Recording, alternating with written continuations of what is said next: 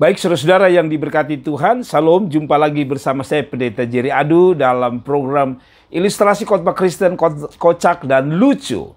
Saudara-saudara, hari ini kita akan bicara atau sebuah cerita yang akan kita angkat adalah cerita mengenai seorang anak yang ganteng tapi tak suka sikat gigi. Saudara-saudara, ini ada cerita mengenai seorang anak bernama Bimo. Bimo ini merupakan anak kelas 1 sekolah dasar. Selain mendapatkan peringkat pertama di kelasnya, Bimo ini cukup tampan, ganteng lagi. Meskipun begitu, Bimo punya satu kekurangan, yaitu memiliki satu kebiasaan buruk yang hanya diketahui oleh teman-teman sekelasnya, yaitu kebiasaan itu adalah Bimo tidak suka atau tidak sering menggosok gigi. Saudara-saudaraku yang diberkati, satu saat ketika Bimo datang ke sekolah, wali kelas Bimo sedang mengajar, dan di tengah-tengah wali kelas ini mengajar itu, lalu ibu guru ini berhenti mengajar karena melihat Bimo tertawa, dan sang guru berhenti sejenak. Lalu dia bertanya, guru itu bertanya, "Bimo, tadi pagi kamu pasti tidak gosok gigi ya?" Nah, Bimo ini kaget karena yang tahu pasti teman-teman yang tahu kebiasaan Bimo. Dia berpikir begini, Bimo berpikir gini, siapa yang kasih tahu bahwa saya tidak sikat gigi kepada guru ini, kepada wali kelas mereka? Nah, lalu Bimo dengan keberanian bertanya kepada ibu guru, "Kok ibu guru bisa tahu saya tidak sikat gigi?" Lalu ibu guru tersenyum sambil memandang Bimo. Lalu dia bilang begini, "Coba lihat baik-baik. Mengapa ibu tahu kamu tidak sikat gigi pagi hari ini? Sebab di gigimu ada sayur atau ada sayur di gigimu." Jadi, Bimo baru sadar dan Bimo berteriak dengan riang, "Ya, ibu salah. Ibu salah." Lalu ibunya berkata, "Mengapa? Kan itu kelihatan gigimu ada sayur atau ada sayur di gigimu, saudara." Lalu Bimo bilang begini, "Salah ibu. Tadi pagi saya justru sarapan bukan sayur. Saya sarapan nasi goreng dan telur dadar. Jadi itu yang saya makan pagi hari ini. Berarti ibu salah. Saya hari ini, kalau ibu tadi bilang saya makan sayur, ibu salah. Karena jujur, saya terakhir makan sayur itu," kata Bimo, "3 hari yang lalu." Jadi berarti lebih parah, saudara-saudara. Sudah 3 hari dia tidak sikat gigi. Nah, saudara-saudara, Bimo coba menutup cerita ini dengan mengatakan bahwa ibu salah. Karena saya makan hari ini bukan sayur, tapi telur dan nasi goreng. Nah, ternyata bahwa itu justru menunjukkan lebih parah, bahwa ternyata sudah 3 hari yang lalu dia tidak sikat gigi. Nah, saudara-saudara, cerita ini menarik bagi saya dan sedikit lucu bagi saya. Kenapa? Karena Bimo justru mau tutup, ternyata lebih parah. Bimo lebih parah, artinya ketahuannya lebih parah bahwa tadi ibu berpikir hanya sehari tidak sikat gigi. Ternyata dari pengakuan Bimo sendiri, Bimo yang mengungkapkan siapa dia sebenarnya. Bimo sebenarnya sudah 3 hari tidak sikat gigi. Nah, saudara-saudaraku, apa pelajaran yang dapat kita tarik dari cerita ini? Saya menarik sebuah kesimpulan bahwa di hadapan Tuhan persis seperti itu. Ketika kita berhadapan dengan Tuhan, bahwa tidak ada satu apapun yang dapat disembunyikan, termasuk dosa. Semakin saudara tutup, maka satu kali kelak akan tersingkap sendiri oleh Tuhan. Saudara-saudara, di hadapan Tuhan tidak ada yang dapat disembunyikan, termasuk di dalamnya dosa.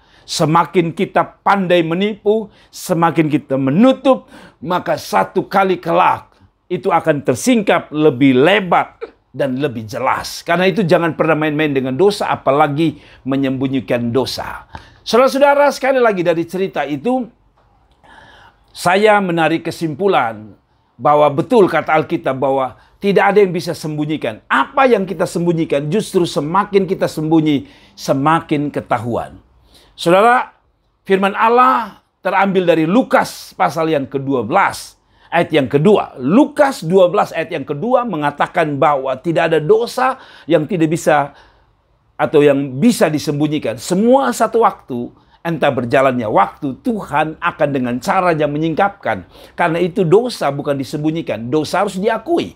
Nah, saya baca Lukas 12 ayat yang kedua. Dikatakan tidak ada satupun yang tertutup, yang tidak akan dibuka, dan tidak satupun yang tersembunyi, yang tidak akan diketahui. Ayat yang ketiga dari Lukas pasal yang ke-12. Karena itu, apa yang kamu katakan dalam gelap, yang kita sembunyi, akan kedengaran dalam terang. Dan apa yang kita bisikan ke telinga, yang namanya orang bisik tidak terdengar oleh teman di sekeliling kita atau di sebelah kita. Tapi dikatakan apa yang dibisikkan ke telinga dalam kamar, sudah bisik telinga dalam kamar lagi, akan diberitahukan di atas atap. Ini bicara bahwa segala yang kita sembunyi, apalagi itu berhubungan dosa. Maka saya bilang sama saudara, tadi dikatakan bahwa tidak ada satupun yang tertutup dan tidak ada sesuatu pun yang tersembunyi, yang tidak akan diketahui. Tuhan Maha tahu. Setiap apapun yang kita sembunyikan, justru semakin kita sembunyi akan semakin nampak. Kenapa? Karena Allah itu tidak buta. Pertama, Allah tidak buta. Allah tahu apa yang kita lakukan. Yang kedua, Allah Maha tahu. Ini lebih berbahaya. Allah Maha tahu dimanapun kita bersembunyi. Allah Maha tahu apa yang kita lakukan, termasuk kita buat dosa. Mungkin kita menutupnya untuk orang tua. Mungkin kita menutup untuk para hamba Tuhan, pendeta kita. Mungkin kita menutup untuk orang yang kita cintai. Mungkin kita tutup dosa atau apa yang kita lakukan jahat itu kita tutup bagi orang lain. Tapi kita tidak bisa tutup. Pertama tadi saya bilang, Allah tahu, Allah Maha tahu. Dan yang kedua, bahwa kita tidak bisa tutup karena satu waktu masalah itu sendiri yang akan membuka aib saudara. Di dalam ayat 3 dikatakan karena itu, apa yang kamu katakan dalam gelap akan kedengaran dalam terang. Wow, luar biasa. Saudara-saudara, pernah saudara sembunyi, saudara bilang ke orang lain, jangan cerita ya. Hanya kamu saja yang saya cerita. Ternyata setelah kamu cerita, kamu berpikir itu adalah cerita yang kamu bangun, hanya Anda dengan orang yang mendengar Anda itu yang tahu. Tapi setelah itu Anda tahu bahwa satu dunia tahu. Sehingga ada istilah bahwa telegram, dulu ada telegram ya, menyampaikan berita dari jauh. Tapi sekarang ini katanya mulut gram lebih kuat, saudara.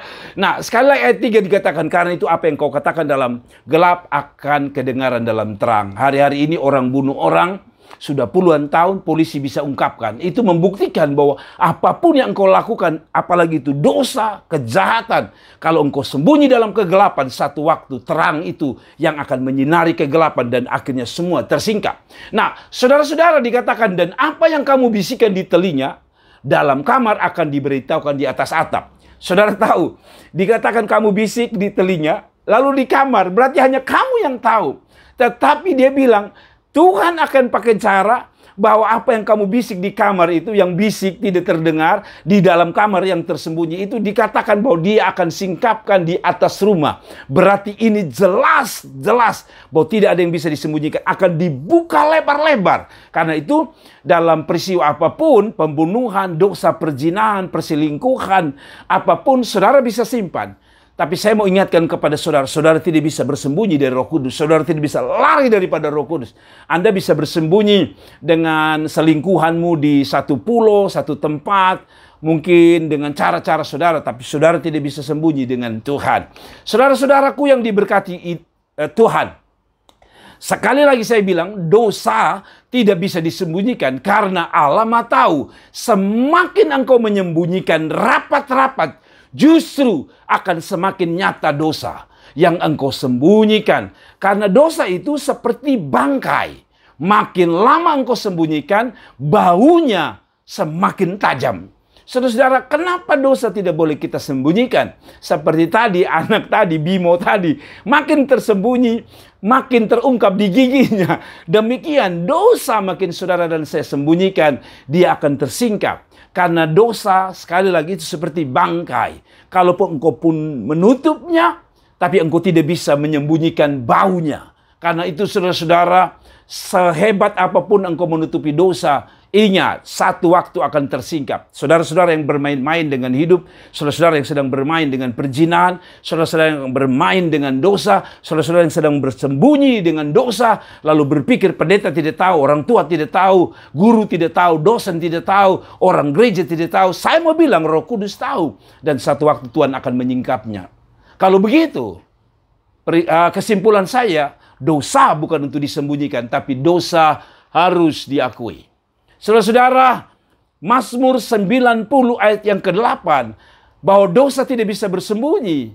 Karena Alkitab berkata dalam Mazmur 90 ayat yang ke-8, Engkau menaruh kesalahan kami di hadapanmu, dan dosa kami yang tersembunyi dalam cahaya wajahmu. Saya kasih ingat saudara, dikatakan, Engkau, Tuhan, menaruh kesalahan kami di hadapanmu.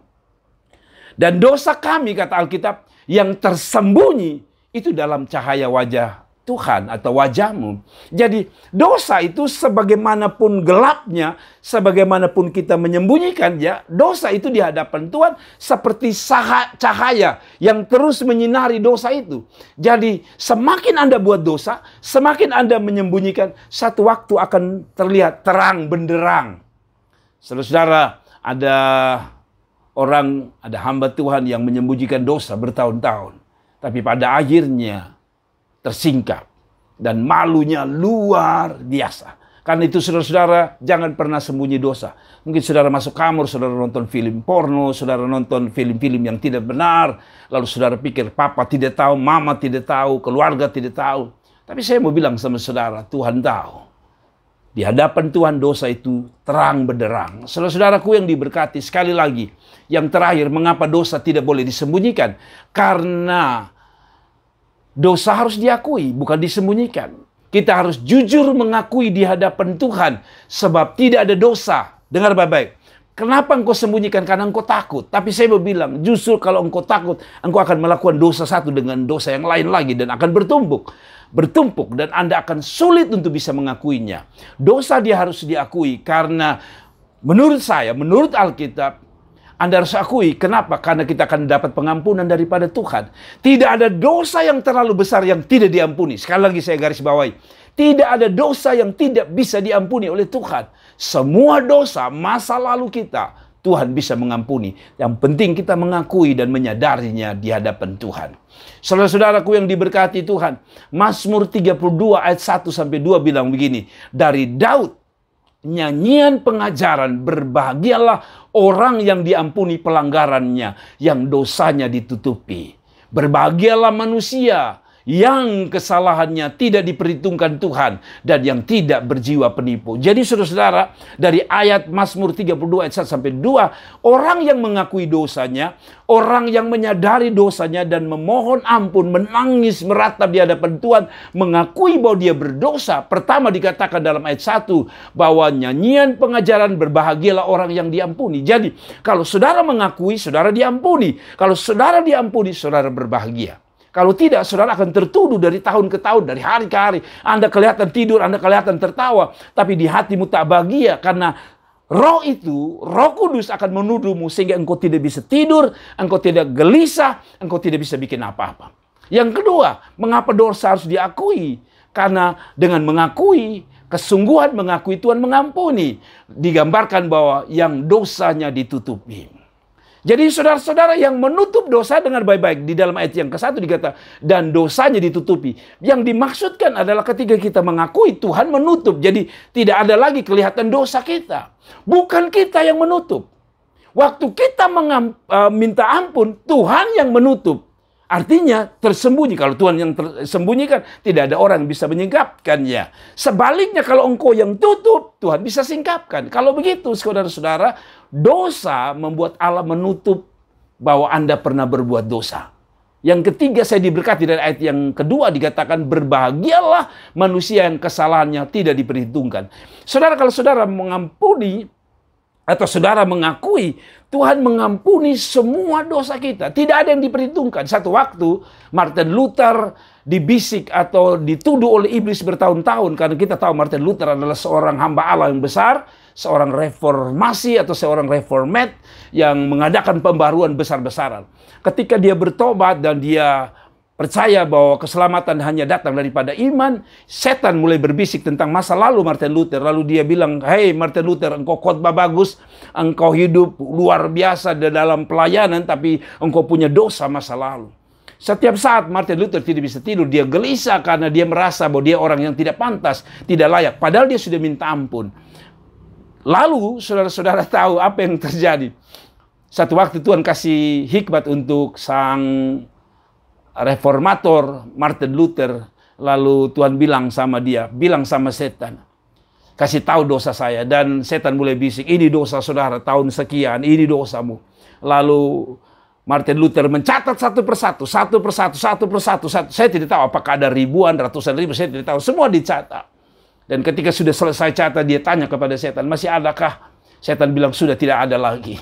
Lalu Martin Luther bakar catatan-catatan mengenai dosa masa lalunya. Dan dia bilang, sejak aku mengakui dosaku, Tuhan telah mengampuniku. Dan Tuhan telah menghapus. Dan dia tidak menghitung satu pun dosaku lagi. Kau dengar itu setan? Dan mulai hari itu Martin Luther bebas dari dakwaan setan. Karena Alkitab yang bilang dalam Mazmur 32 ayat yang ke-1 sampai 2, khusus ayat yang ke-1 dikatakan, yang dosanya ditutupi, berbahagialah manusia yang kesalahannya tidak diperhitungkan.